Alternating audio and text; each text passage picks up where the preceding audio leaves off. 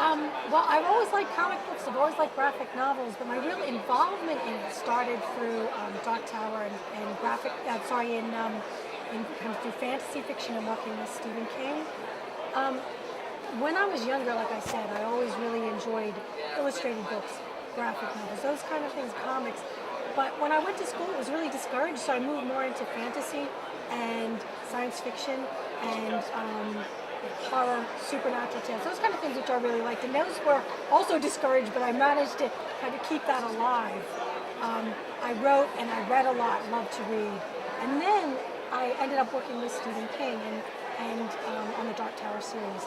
And when that was going to the graphic novels, he said, I'd really like you to be involved.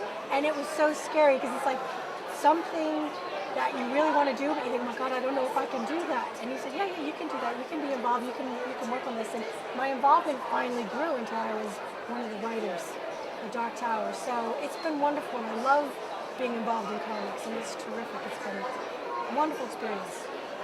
I think the numbers are really growing. I think that manga has made a big difference, and a lot of women are coming to it.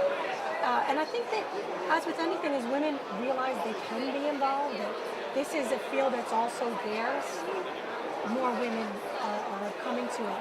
And there's more variety of comics being written, so there are things that appeal to everybody, which I think is really good.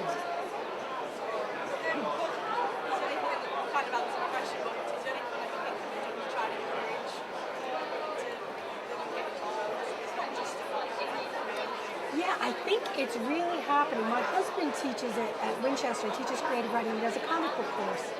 And so he has a lot of female students. He said some of his most devoted students that are really into comics, they want to draw, they want to write, they're women. And I thought, that's terrific. So I really think things like this, what you're doing, talking to women who are in comics, it just means that doors opened. And I do think that cross-influence with the Western comics and the manga comics in Japan, there's actually, I think, a slightly higher female readership than male for manga, which is incredible. So you realize some of it is cultural. You know what I mean? It's just what people are used to that they think is open to them. But I think it is really changing. Well, I think that that's something that a lot of people have talked about. And one of the things that I think is really good is they're getting more and more body shapes, more and more ages.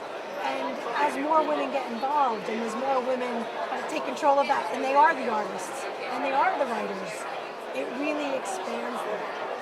And it's interesting, this is going to sound really bizarre, but you know the comic book women with the big boobs and the big hips and legs, and she's, in a weird way.